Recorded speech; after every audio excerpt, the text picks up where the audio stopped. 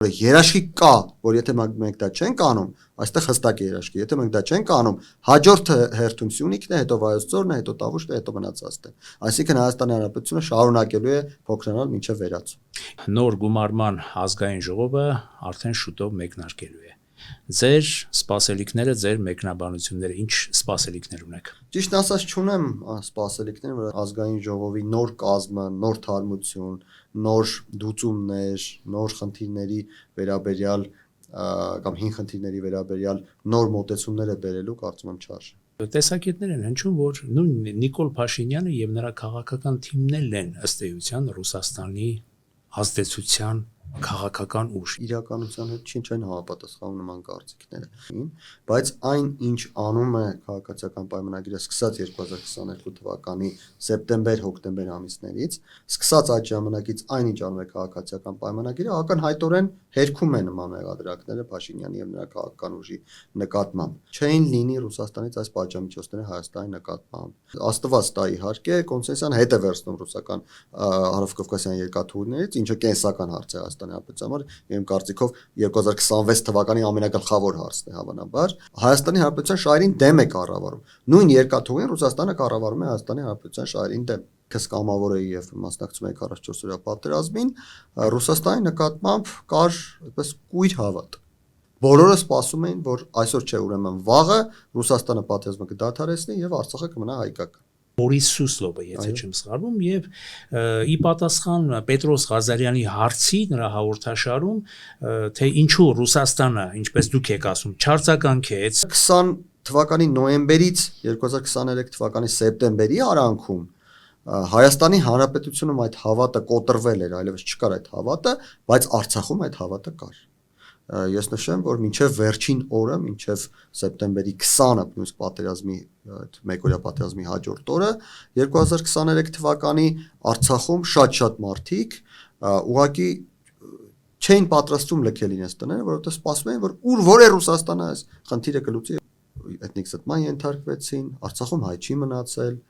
Հիմա այստեղ Հայաստանը ինչ է արել, որ հակառուսական տրամադրություններ են ստեղծվել։ Հաստատի այնինչ արել է Ռուսաստան։ Ռուսաստանը չի արել այնինչ խոստացել էր։ Ադրբեջանցիներին Լաչինի միջանց ներխուժելը կանխելու փոխարեն կանխում էին բլոկադայի ժամանակ հայերին այդ միջանցքով անցնելու, արցախահայերին այդ միջանցքով անցնելու, եւ արցախահայերի մոտ հարցեր էին առաջանում։ Mix News-ի եթերում ժամանակի ձայնը հաղորդաշարի հերթական թողարկումն է, այսօր մեր տաղավարում է հայկական խորհրդի փորձագետ Ռոբերտ Ղևոնդյանը։ Պարոն Ղևոնդյան, բարև ձեզ եւ շնորհակալություն մեր հրավերը ընդունելու համար։ Պարոն Ղևոնդյան, իրարամերժ կարծիքներով հանդերձ նոր գումարման ազգային ժողովը արդեն շուտով մեկնարկելու է։ Ձեր սպասելիքները, ձեր մեկնաբանությունները, ինչ սպասելիքներ ունեք։ Ճիշտ ասած չունեմ սպասելիքներ, որ այս ազգային ժողովը որակական առումով էականորեն տարբերվելու է նախորդից։ Ըստ էության լինելու է նույն ազգային ժողովը, նույն հարաբերակցությունը, նույն ներկայացումները, նույն շոուն, նույն իրավիճակները, որոնք այնքան էլ քաղաքական օրակարգերի հետ առնչություն չունեն։ Տեսեք, մի կողմից ունենք քաղաքացիական պայմանագիր, որը իշխանություն է եւ որը իրացնելու է իշխանություն կառավարում Հայաստանի Հանրապետության, մյուս կողմից ունենք երկու խմբակցություն, որոնք երկուսն էլ Հայաստանի Հանրապետությունում ըստ էության պաշտպանելու են ներողություն Ռուսաստանի ազդեցություն, Ռուսաստանի շահերը։ Եվ նմանատիպ իրավիճակ, որը կար նախորդ ազգային ժողովում, 8-րդ գումարման ազգային ժողովում, այդ իրավիճակի դրսևորումները մենք տեսել ենք։ Եվ նմանատիպ դրսևորումներ լինելու են այս անգամ, այնպես որ սպասել, որ ազգային ժողովի նոր կազմը, նոր թարմություն, նոր դուծումներ, նոր խնդիրների վերաբերյալ կամ հին խնդիրների վերաբերյալ նոր մոտեցումներ է բերելու, կարծում եմ չարժե։ Պարոն Ղևոնդյան, ոմանց կողմից կարծիք եմ լսում, որ ոչ, այ դուք ասեցիք Ռուսաստանի շահերն են պաշտպանելու, Ռուսաստանի ազդեցությունն են, այսպես փորձելու պաշտպանել, աջակցել ռուսական բևեռին, բայց նաև տեսակետներ են հնչում, որ նույն Նիկոլ Փաշինյանը եւ նրա քաղաքական թիմներն են ըստ էության Ռուսաստանի ազդեցության քաղաքական ուժ, ինչ կարծիք եք։ Բայց մի քիչ ավելի քողարկված են գործում, մի քիչ ավելի այսպես ցույց տալով, որ չէ, մենք բալանսավորման կողմնակից ենք, մենք ավելի նույնիսկ հակված ենք դեպի արևմուտք։ Ինչ կարծիք եք այդ տեսակետի մասին։ Իրականության հետ չեն համապատասխանում նման կարծիքները։ Եթե նման խոսակցություններ լիներ մինչև 2022 թվականի աշունը, ապա որոշակի կասկածներ գուցե լինեին, բայց այն ինչ անում է քաղաքացիական պայմանագիրը սկսած 2022 թվականի սեպտեմբեր-հոկտեմբեր ամիսներից, թեև ավելին ասեմ, հավանաբար սկսած օգոստոս ամսից, երբ մերժեցին փաստացի տրամադրել հատված Սյունիքում ռուսական ծառայություններին, որպեսզի այնտեղ պատ կառուցեն եւ միջանցք ունենա Ռուսաստանը Ադրբեջանը եւ Նախիջևանը միացնելու համար, սկսած այդ ժամանակից այնինչ անում է քաղաքացիական պայմանագիրը, ակնհայտորեն հերքում է նման մեղադրակները Փաշինյանի եւ նրա քաղաքական ուժի նկատմամբ, որովհետեւ հակառակ դեպքում չէին լինի Ռուսաստանից այս պատժամիջոցները Հայաստանի նկատմամբ, հակառակ դեպքում Ռուսաստանը Հայաստանի նկատմամբ նման կերպ չէր վարվի, ինչպես վարվում է վերջին 3-4 տարիների ընթացքում, այսինքն տեղի ունեցող իրադարձությունները ակնհայտորեն հերքում են այն կասկածը, որ քաղաքացիական պայմանագիրը կամ Նիկոլ Փաշինյանը աշխատում է Ռուսաստանի համար։ Մի կողմից էլ Նիկոլ Փաշինյանը քաղաքացիական պայմանագիրը բացարձակապես չեն արտահայտվում ընդդեմ Ռուսաստանի լայն իմաստով եւ կողմնակից են Ռուսաստանի հետ շատ լավ հարաբերությունների, բայց միաժամանակ առերևույթ հայ-ռուսական հարաբերությունները մեղմ ասած լավ դրական մակարդակի վրա չեն։ Ինչով եք սա բացատրում։ Գիտեք, ես ինքս Ռուսաստանի դեմ չեմ արտահայտվում երբևէ։ Սխալ է, չէ՞ այդ մոտեցումը, ինչու համար, ինչ որ մի բևեռի լինի դա Ռուսաստան, չէ՞։ Այո, ով ուզում է լինի, առավել եւս Ռուսաստանը, որը ակնհայտ շահեր ունի մեր տարածաշրջանում եւ այդ շահերը որևէտեղ չեն կորչելու։ Անկամ եթե Ռուսաստանում իշխանություն փոխվի, անկամ եթե Ռուսաստանի մոտեցումը փոխվի ընդհանրապես արտաքին քաղաքականության վերաբերյալ, հարավային Կովկասում Ռուսաստանը միշտ շահեր ունենալու է։ Այսինքն այն տեսակետին Ռուսաստանի ներկայացվածությունը քաղաքական, չասեմ այսպես, կոշտ ազդեցությունը եւ այլն, պիտի բոլոր դեպքերում դեռևս լինի այս տարածաշրջանում։ Ռուսաստանի ներկայությունը մեր տարածաշրջանում լինելու է հավերժ։ Երբևէ Ռուսաստանը, քանի դեռ Ռուսաստան պետությունը գոյություն ունի, երբևէ Ռուսաստան պետությունը բացակա չի լինելու մեր տարածաշրջանում։ Այստեղ հարցը ուրիշ բանի մասին է։ Այդ ներկայությունը ինչպես է արտահայտվելու։ Մինչև 2022 թվականը Հայաստանում կոնկրետ Ռուսաստանի ներկայությունը արտահայտվում էր այնպես, որ Հայաստանը Ռուսաստանի պրոտեկտորատն էր։ Հայաստանում, Երևանում որոշումները կայացվում էին Մոսկվայի հետ համաձայնեցնելուց հետո։ Ռուսաստանն էր որոշում Հայաստանի արտաքին եւ նաեւ որոշ առումներով ներքին քաղաքական գործընթացների ուղղությունը։ Ռուսաստանն էր որոշում թե Հայաստանի Հանրապետությունը ինչպես հարաբերվի այլ պետությունների հետ, ընդ որում երրորդ պետությունների հետ, որոնք Ռուսաստանի հետ գուցե այդպես ուղղակի կապել չունեին։ Սա Ռուսաստանի ներկայության մեկ տեսակ է, որը ակնհայտորեն չի համապատասխանում Հայաստանի Հանրապետության շահերին։ 2022 թվականից հետո իրավիճակը փոխվել է 2022 թվականից հետո Հայաստանը սկսել է ինքնիշխան որոշումներ կայացնել, Հայաստանը սկսել է որոշակի առումով թույլատրել այդ ազդեցությունը Ռուսաստանի կողմից, Հայաստանը սկսել է դուրս գալ Ռուսաստանի տակից, կարելի է նույնիսկ այսպես ասել, ինչը դուրս չի գալիս Մոսկվային, նորմալ է, որևէ առողջ բանական մարդու դուրս չէր գա, եթե իր տակ պարկած, այսպես ասենք, որևէ այլ պետություն, մեկ էլ հանկարծ սկսել ինքնիշխան որոշումներ կայացնել, առանց հաշվի առնելու իրենց շահերը։ Ռուսաստանի շահերից դա չի բխում, Հայաստանի շահերից դա բխում է, եւ Հայաստանի Հանրապետությունը անում է դա, փորձում է ինքնիշխան լինել, փորձում է բալանսավորել, բայց քանի որ Ռուսաստանի ազդեցությունը ահռելի ավելի մեծ է եղել, քան մյուս կողմերի հետ հարաբերությունները կամ մյուս կողմերի ազդեցությունները, ապա բալանսավորումը բնականորեն տեղի է ունենում Ռուսաստանի շահերի հաշվին, Ռուսաստանի ազդեցության հաշվին, Ռուսաստանի ներկայության հաշվին։ Այսինքն, տեսեք, մի փոքր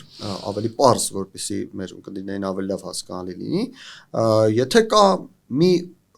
բևեռ, որի հետ քո հարաբերությունները 90% են, մնացած, չգիտեմ, 5, 6, 10 բևեռների հետ 10% են, եթե դու ցանկանում ես մյուսների տոկոսները բերել հավասարեցնել, ուզես թե չուզես այն 90-ից պիտի պակասեցնես։ Հնարավոր չէ այդ 90-ը թողնել 90, մյուսներին էլ բարձրացնել 90, որովհետև 100%-ից ավելին գոյություն չունի բնության մեջ։ Դրա համար ստացվում է, որ Ռուսաստանը տուժում է այստեղ։ Ռուսաստանի շահերը նվազում են, մյուսների շահերը աճում են, բայց ամբողջ իմաստն այն է, որ նրանք կան հավասարվեն, որովհետև 0 դարձնել Ռուսաստանի շահերը, Ռուսաստանի ազդեցությունը, Ռուսաստանի ներկայությունը մեր տարածաշրջանում հնարավոր չէ։ Եվ այն տեսակը հարաբերությունների Հայաստանի Ռուսաստանի հետ, որի դեպքում Ռուսաստանը կլինի մեզ մոտ եւ կմրցակցի հավասար հիմունքներով Միացյալ Նահանգների հետ, Եվրամիության հետ, Չինաստանի հետ, արաբական աշխարհի երկրների հետ, Իրանի հետ, բոլորի հետ, ովքեր ունեն շահեր, եւ այդ հավասար հիմունքներով մրցակցության մեջ գուցե լինեն ինչ-որ իրավիճակներ, երբ Ռուսաստանը շահի, որովհետեւ ի վերջո ոչ բոլոր շահերն են հակասում Հայաստանի Հանրապետության շահերին։ Տոկոսային ուզում եք ասել հարաբերակցությունը ավելի շատ լինի, հա? Ոչ թե տոկոսային հարաբերակցությունը շատ լինի, այլ նրանց մրցակցության հնարավորությունները հավասար լինեն։ Այսինքն Ռուսաստանը եթե գալիս է Հայաստան ցանկանում է ենթադրենք երկաթուղի կառավարել, նա պիտի հավասար հիմունքներով մրցակցի Ֆրանսիայի հետ, Միացյալ Նահանգների հետ, Չինաստանի հետ, Հնդկաստանի հետ եւ առաջարկներ ներկայացնի։ Բնականաբար օրինակ երկաթուղ կառավարելու հարցում ես կարծում եմ թե հավասար հիմունքներ լինեն, երբևէ Ռուսաստանը չի հաղթի, որովհետեւ ռուսական երկաթուղիները տեխնոլոգիապես հետամնաց են իմ նշած բոլոր պետությունների երկաթուղիների համեմատ, նույնիսկ Հնդկաստանի երկաթուղի համեմատ ռուսական երկաթուղիները հետամնաց են։ Բնականաբար այստեղ չի հաղթի, բայց կարող են լինել ոլորտներ, որտեղ Ռուսաստանը այնպիսի առաջարկներ կներկայացնի, որոնք կլինեն շատ լավը, նորը, թարմը եւ Հայաստանի շահերին կհամապատասխանի։ Հասկանում եք, խնդիրը ոչ թե այն է, որ Ռուսաստանը այստեղ չլինի, խնդիրն այն է, որ Ռուսաստանը այստեղ հավասար լինի մյուսների հետ։ Դարձյալ վերադառնալով տոկոսային նույնիսկ հարաբերակցության մասին, որովհետեւ ապրում ենք շատ բարդ, եթե կհամաձայնվեք տարածաշրջանում, շահերի ներկայացվածության նաեւ իմաստով, ինչ եք կարծում, որպես վերելուծաբան, գոնե ապագայում, մոտ ապագայում, այդ տոկոսային հարաբերակցության առումով Ռուսաստան, ԵՄ, Ամերիկայի Միացյալ Նահանգներ, Իրան, Չինաստան, Հնդկաստան, տոկոսային հարաբերակցությունը որոշակի իմաստով որ այս բևեռի կողմը կթեքվի եւ որից ավելի շահեկան դուրս կգա Հայաստանը։ Ես չեմ ցանկանա այդպես հստակ նշել, որ ինչ որ մի բան վերցնում ենք այստեղից դնում ենք ինչ որ միտեղ կամ թողնում ենք այստեղ։ Խնդիրը դա չէ, խնդիրն այն է, որ այդ շատ ահռելի բարձր թիվը որ կա Ռուսաստանի հետ, դա պետք է իջնի եւ հարաբերականորեն հավասարվի մյուսներին։ Ձեր նշած բոլոր երկրները կարող են տարբեր ոլորտներում, տարբեր հարցերով, տարբեր առիթներով Հայաստանի Հանրապետության հետ համագործակցել։ Տեսեք, երկաթուղի մասին ասացի։ Մի ուրիշն էլ կարող է գալ այստեղ հանք ունենալ, Միացյալ Նահանգները տրիպ է կառուցում, Ֆրանսիան կարող է գալ այստեղ ավտոճանապարհ կառուցել, Իրանը կարող է իր ավտոճանապարհը կառուցել մեկ այլ հատվածում։ Այսինքն ինչքան ավելի շատ են դերակատարները, ինչքան ավելի շատ են գալիս եւ առաջարկներ ներկայացնում, մեկ ուրիշն էլ կարող է գալ կապի ոլորտում փորձել աշխատել, մեկ ուրիշն էլ ջրերի կառավարման ոլորտում կարող է աշխատել։ Ինչքան ավելի շատ են, այնքան Հայաստանի Հանրապետությունը ավելի մեծ ընտրություն ունի իր շահերը համադրելու, որովհետեւ տեսեք, նորից նույն օրինակը բերենք, գալիս են Հայաստանի Հանրապետությունը աստված տա իհարկե կոնսենսիան հետ է վերցնում ռուսական հարավկովկասյան երկաթուղիներից, ինչը կենսական հարց է Հայաստանի Հանրապետության համար, իմ կարծիքով 2026 թվականի ամենակլխավոր հարցն է հավանաբար։ Հայաստանը վերցնում է եւ հայտարարում է նոր տենդեր։ Այդ նոր տենդերին գալու են մասնակցելու տարբեր կազմակերպություններ։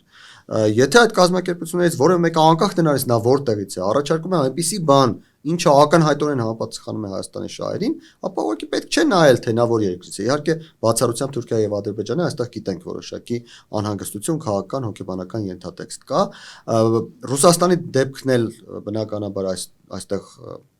ընդունելի չէ, որովհետև հենց Ռուսաստանից ենք վերցնում ռուսական կազմակերպության կողմից կառավարումը մեզ լավ տեղ չի հասցրել եւ ստացվում է որ մնացած բոլոր երկրները եթե կգան առաջարկներ կներկայացնեն եւ մենք կտեսնենք որ այս մի առաջարկում մենք շահում ենք այսքանով այս մյուսում երկու անգամ ավելի շատ բնականաբար մենք պետք է ընտրենք այդ մյուսը անկախ նրանից թե դա չինական է, ամերիկյան է, եվրոպական է, թե հնդկական առաջարկ է։ Սա երկաթուղի մասով, իսկ եթե նույնը կլինի մեկ ուրիշ բանի մասով, որտեղ ենթադրենք ռուսական ընկերություն չի եղել եւ ռուսական ընկերությունը շատ լավ պայմանների առաջարկում, եթե ունեն ռուսական ընկերություն ի՞նչն է այդտեղ խնդիրը։ Այս պահին միակ խնդիրը Ռուսաստանի հետ կապված այն է, որ ամեն ինչ դերել ենք Ռուսաստանի տակ եւ այդ ամեն ինչի մեջ մի մեծ հատված կա, որը Ռուսաստանը լավ չի կառավարում։ Հայաստանի Հանրապետության շահերին դեմ է կառավարում։ Նույն երկաթուղին Ռուսաստանը կառավարում է Հայաստանի Հանրապետության շահերին դեմ։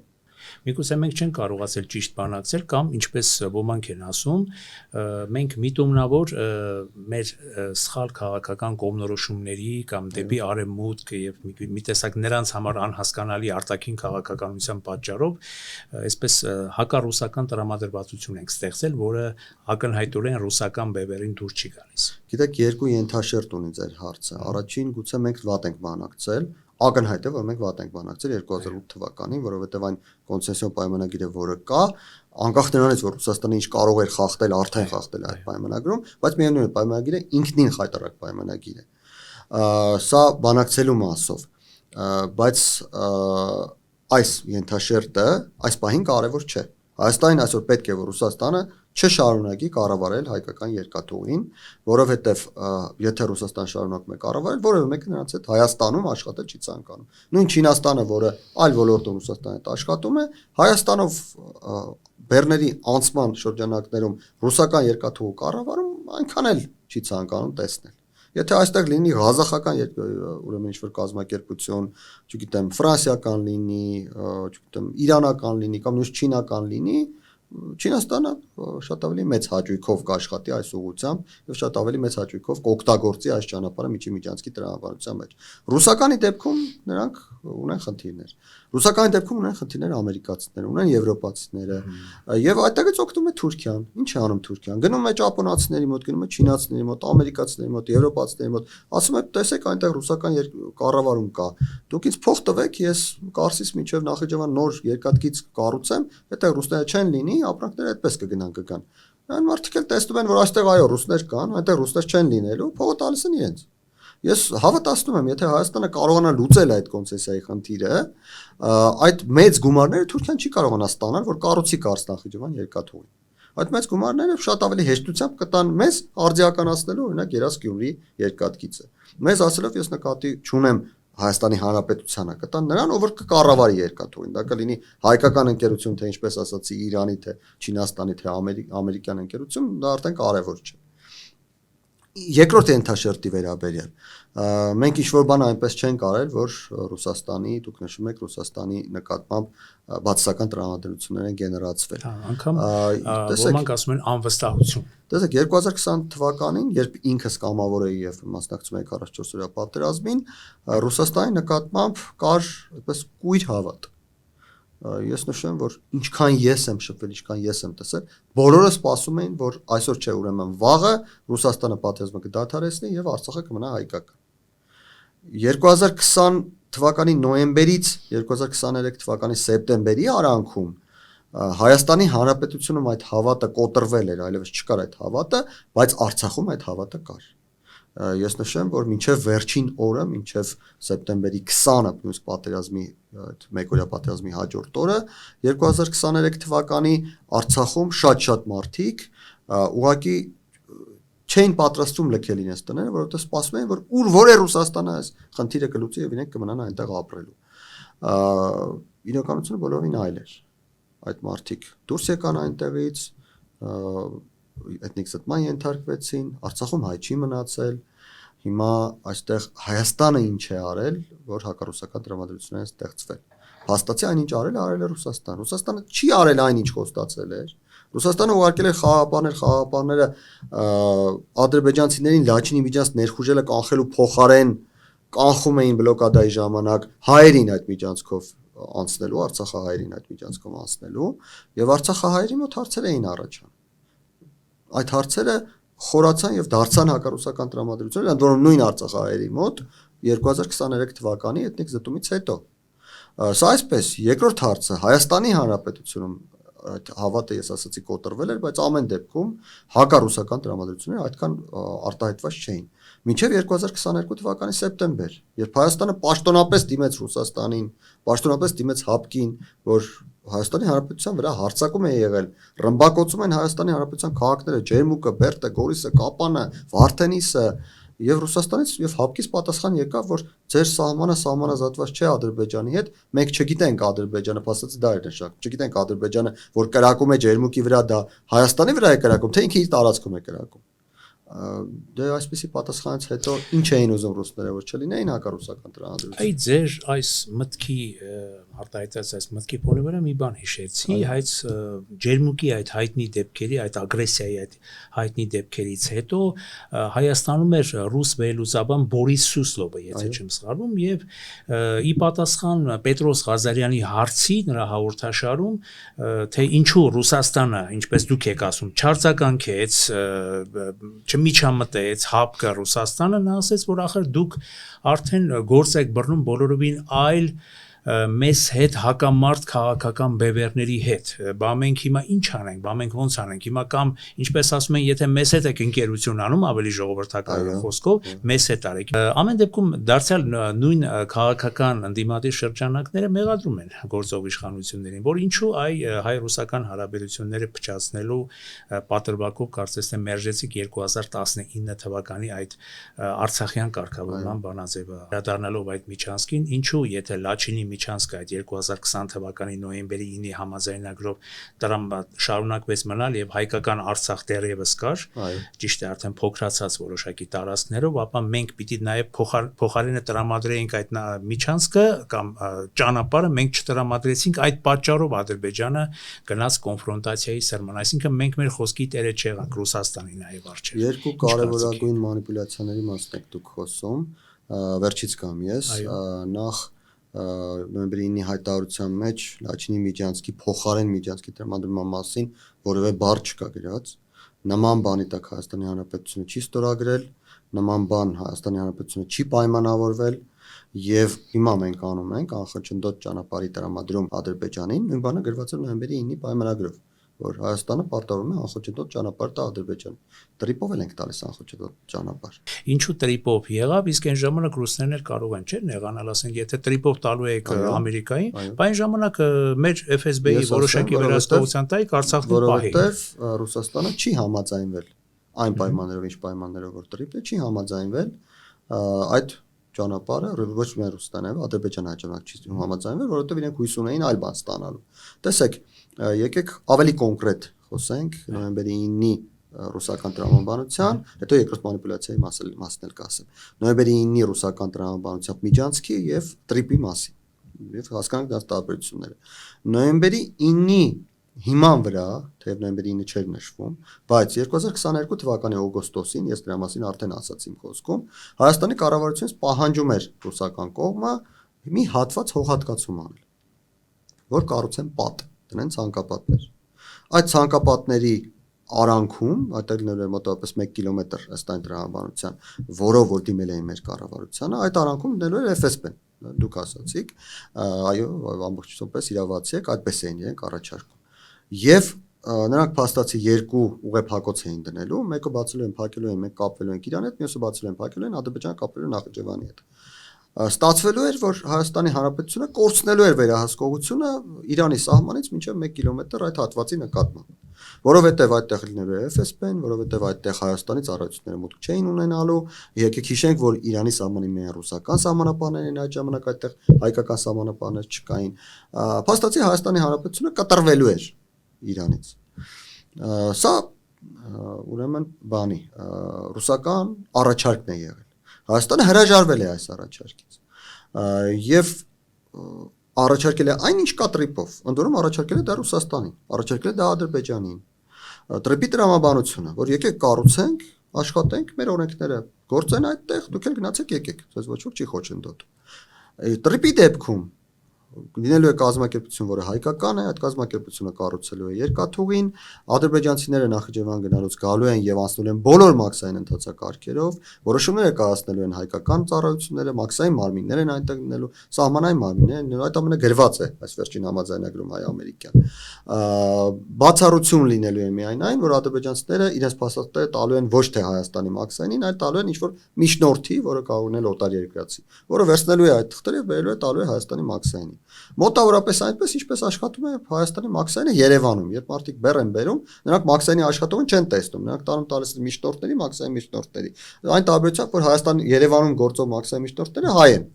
Այնտեղ գործող մաքսային միջնորդները կարող են լինել, չգիտեմ, ուզբեկներ, նորվեգացիներ, սինգապուրցիներ կամ ցանկացած երկրի քաղաքացիներ։ Սա է ընդհանրապես տարբերությունը լինելու։ Այդ ճանապարհը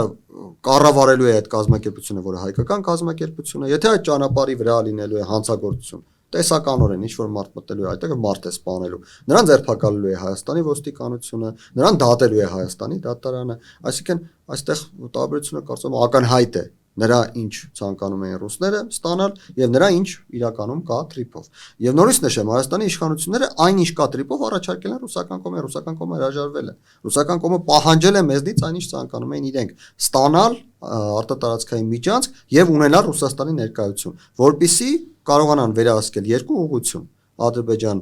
փաստացի ոչ թե Նախիջևանել Ադրբեջան-Թուրքիա ուղղությունը, որովհետև այդ հատվածում փաստացի ռուսները կարողանում էին կանգնել Ադրբեջանի Թուրքիայի կապի մեջ եւ կարողանային վերահսկել Հայաստան-Իրան ուղղությունը։ Դա տեղի չի ունեցել։ Եվ երկրորդ մանիպուլյացիայի մասին, որը շատ է շրջանառվում, խոսում է այն մասին, թե ռուսները սեպտեմբերին 2022 թվականի սեպտեմբերին չխառնվեցին այդ իրավիճակին, քանի որ Հայաստանի մեղադրում էին, որ դուք աշխատում եք մյուս կողմի հետ, նրանք մեր ճշտամին են եւ այլն։ Սա շատ հայտնի մանիպուլյացիա է, բայց ակնհայտ մանիպուլյացիա է, որովհետեւ Հայաստանի վրա հարձակում եղել է 2022 թվականի սեպտեմբերի 13-ին, նույն օրը Հայաստանը դիմել է ՀԱՊԿ-ին եւ Ռուսաստանին, նույն թե հաջորդ օրը ստացել ենք մենք պատասխանները, իսկ Հայաստանը գնացել է Պրահա եւ այնտեղ համաձայնության է եկել եվրոպական կողմի հետ, Եվրամիության հետ եւ Ադրբեջանի հետ եւ ճանաչել է Ադրբեջանի տարածքային ամբողջականությունը նույն տարվա հոկտեմբերի 6-ին, մոտ 1 ամիս հետո։ Իհարկե ժամանակագրությունը խառնելով նաեւ նրանք ասում են, որ այ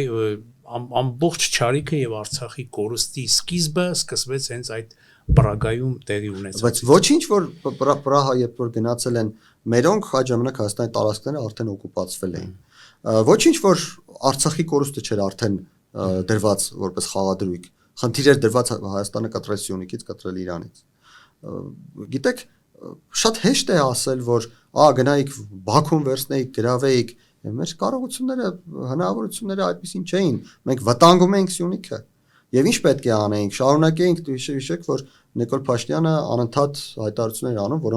որոնց վերաբերյալ մեղադրական հայտարարություններ ընդունում Արցախի ազգային ժողովը։ Շարունակեինք կոնֆրոնտացիոն տրամաբանությունը, Ռուսաստանին էլ վերցնեինք Հայաստանի հարավը տայինք, որպեսզի Արցախում ապրեին հայեր։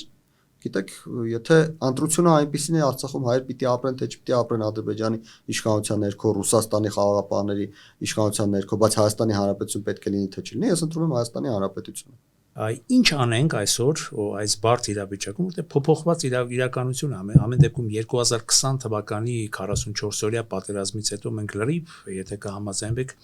փոփոխված աշխարհակաղակական իրականության մեջ չեմ ասում ռուս-ուկրաինական այդ արյունալի պատերազմից հետո, պատերազմի սկզբից հետո, ինչ անենք, որ Հայաստանը հերթական անգամ, ինչպես մեր դառը պատմության անցյալում, չվերածվի տարբեր աշխարհակաղակական բևեռի միջև այսպես հակամարտությունների թաթերաբեմի։ Մենք չպիտի մտածենք աշխարհակաղակական բևեռների մասին, մենք պիտի մտածենք ինչ անենք, որ մեր ժամանակում մեր սերունդը կարողանա իր առաքելությունը կատարել։ Մեր նախորդ սերունդը ուներ առաքելություն Հայաստանի Հանրապետություն ձևավորել։ Նրանք Հայաստանի Հանրապետություն ձևավորեցին։ Հետո ինչ եղավ, ինչպես եղավ, Արցախյան պատերազմը եւ այլն, ցավոք սրտի շատ ողբերգական կորուստ մենք ունեցանք, Արցախը կորցրինք։ Հիմա իմ խորին համոզմամբ մեր առաքելությունը մեկն է՝ ամրապնդել, զարգացնել, հարստացնել Հայաստանի Հանրապետությունը, որը կա, այն 29743 քառակուսի կիլոմետրը, որը տիրապետում ենք մենք։ Դրանից ավելին անել մեր սերունդը չի կարող, որովհետև ի վերջո ազգերը, էթնոսները կարողանում են հաջողություն ունենալ սերունդների մեջ։ Ոչ մի ազգ, ոչ մի էթնոս մեկ սերնդում մի քանի այսպիսի մեծ հաջողություններ չի կարող գրանցել։ Պատմությունը ցույց է տալիս, որ դա հնարավոր չէ։ Առավել եւս, եթե մենք քարտեզին ուշադրություն ենք դարձնում, ամբողջ տարածաշրջանում ամենակիչը մենք ենք։ Ընդ որում դեպի արևմուտք ընդհանրապես 90 միլիոնից Իրանը եւ 80 միլիոնից Թուրքիա։ Դեպի արևելք էլ իրավիճակը շատ ավելի լավ չէ։ Մենք կարող ենք անել դա։ Մենք կարող ենք հարստանալ, զարգանալ, ամրապնդել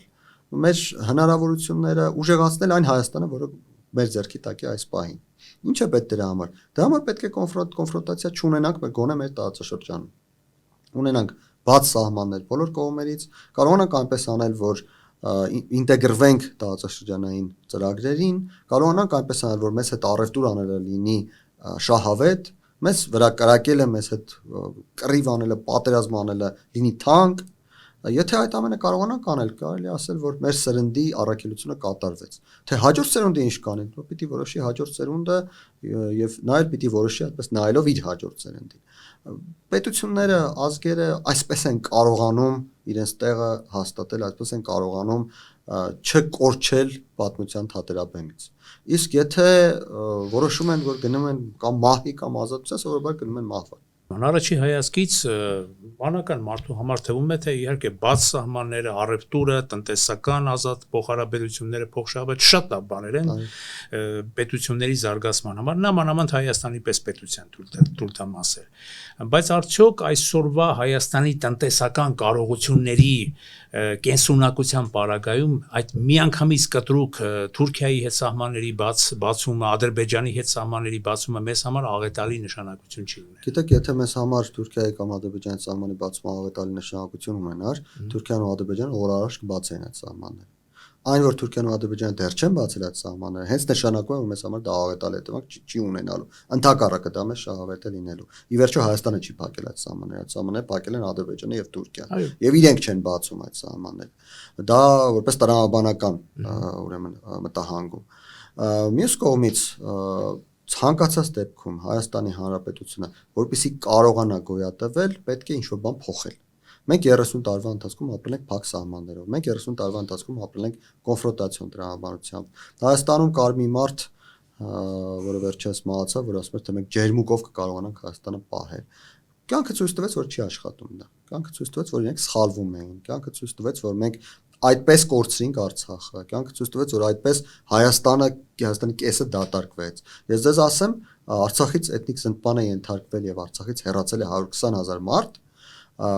նույն 30 տարիների ընթացքում Տավուշի մարզից հեռացել է 200,000 մարդ։ Գիտեք, ինչով սա էթնիկ զտում չէ։ Իհարկե, այստեղ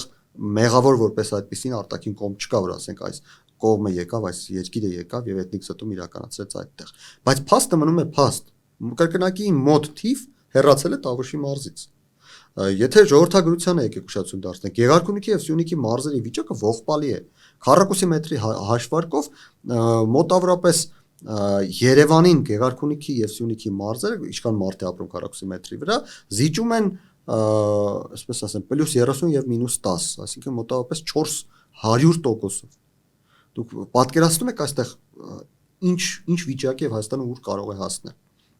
Սահմանների բացումը մեզ պետք է առաջին հերթին իրավիճակը փոխելու համար։ Իհարկե որևէ մեկը չի կարող երաշխիք տալ, որ Հայաստանի Հանրապետությունը, եթե վարում է այս քաղաքականությունը, հրաժարվում է այն մեկից, ապա անպայման կհաջողի։ Բայց ես ինքս կարող եմ երաշխիք տալ, որ եթե մենք շարունակում ենք վարվել այնպես, ինչպես վարվել ենք մինչև հիմա, շարունակում ենք կոնֆրոնտացիոն տրամաբանությամբ ապրել, շարունակում ենք փակ սահմաններ ունենալ, շարունակում ենք պահանջել, չգիտեմ, Ադրբեջանից, Թուրքիայից, Վրաստանից, Իրանից մեր պատմական հողերը, ապա հաստատապես այն ինչ եկել է մեր գլխին, էլի է գալու։ Իսկ եթե մենք հրաժարվում ենք կոնկրետ եք 1000 ներողություն, ձեզ ընդհատելու համար մենք հրաժարվում ենք կոնֆրոնտացիայից, բայց մեր այսպես կոչված ողերին բարեկամները չեն հրաժարվում։ Հայաստանը խեղդելու Ադրբեջան-Թուրքիա գոնեմ, այդ երկուսը տրամաբանությունից ինչ են կանելու այդ դեպքում։ Տեսեք, բնականաբար Հայաստանի Հանրապետությունը չի բացում սահմանները եւ ասում եկեք մեզ կերեք։ Մենք փորձում ենք այնպես անել, որ մեզ հետ համագործակցելը լինի շահավետ։ Փորձում ենք այնպես անել, որ մեզ ապրանք ծախելը լինի շահավետ։ Փորձում ենք այնպես անել, որ մենք արտադրում ենք ինչ-որ բան, դա գնելը լինի շահավետ։ Զուգահեռաբար փորձում ենք այնքան ուժեղ լինել, որ մեզ հետ պատերազմ անելը լինի թանկ։ Հա, խնդիր չկա, դուք կարող եք գալ Հայաստանը գրավել, բայց Հայաստանը գրավելու ընթացքում միլիարդների ծախսեր կանեք, միլիարդների զենքեր կկրակեք։ Մենք չենք կարող ձեզ կրակել 10-ին 10, բայց 10-ին 1 կկրակենք։ Այսքան շենք կփլենք, այսքան, չգիտեմ, գյուղ կավիրենք։ Դուք կավիրեք մեր բոլոր գյուղերը, մենք էլ կավիրենք ձեր 10 գյուղը։ Այսինքն թանկ է, իմաստ չունի, դրա փոխարեն եկեք համագործակցենք, եկեք առևտուր անենք, եկեք փող աշխատենք։ Հասկանաք, նորից եմ ասում, երաշխիք չկա, որ սա կբերի հաստատ 100%-անոց արդյունքի։ Մի կողմից էլ տնտեսական էքսպանսիա է, չէ՞։ Բայց ամենակարևորը երաշխիք կա, որ եթե մենք դա չենք անում, այստեղ հստակ է երաշխիք, եթե մենք դա չենք անում, հաջորդ հերթում Սյունիքն է, հետո Վայոց ձորն է, հետո Տավուշն է, հետո մնացածն է։ Այսինքն Հայաստանի Հանրապետությունը շարունակելու է փոքրանալ մինչև վերացում։ Ամեն դեպքում ճիշտ ասեցիք, վտանգները կան, վտանգները պիտի հաշվի առնել, անկախ նրանից, թե զարգացումները ինչ տրամաբանությամբ կընթանանք, բայց անկախ շատերի քաղաքական տարաձայնությունից, գաղափարների իրարամերժություններին, Պիտի լինել լավատես եւ պիտի շարունակել աշխատել ու պայքարել անկախ քաղաքական տրամաբանություններից, քաղաքական տարբեր գաղափարներից ի շահ Հայաստանի։ Գիտեք, իմ եւ իմ գործընկերների առաջարկն է փորձել փոխել ինչ-որ բան եւ այդ փոխված տրամաբանությամբ ապրել, աշխատել, զարգանալ, ամրապնդել պետությունը եւ հանձնել մեր հաջորդ սերնդին։ Թե դրանից հետո ինչ կլինի, դրանից հետո թող այդ սերունդը որոշի, թե ինքն ինչ է անում։ Սա կարող է աշխատել, կարող է չաշխատել, բայց շարունակել գնալ այն ճանապարհով, որը մեզ տանում է կործանման, որևէ դեպքում չի կարելի։ Շնորհակալություն։ Ես եմ շնորհակալ։ Armix News-ի եթերում ժամանակի ձայնը հաղորդաշարի հերթական թողարկումն էր, մեր տաղավարում էր հայկական խորհրդի փորձագետ Ռոբերտ Ղևոնդյանը։ Սիրելի բարեկամներ, սեղ մեկ զանգակ կոճակը բաժանորդագրվեք Armix News ալիքին եւ շարունակեք հետեւել մեր թողարկումներին։ Շնորհակալություն, այսօր այսքանը, կհանդիպենք։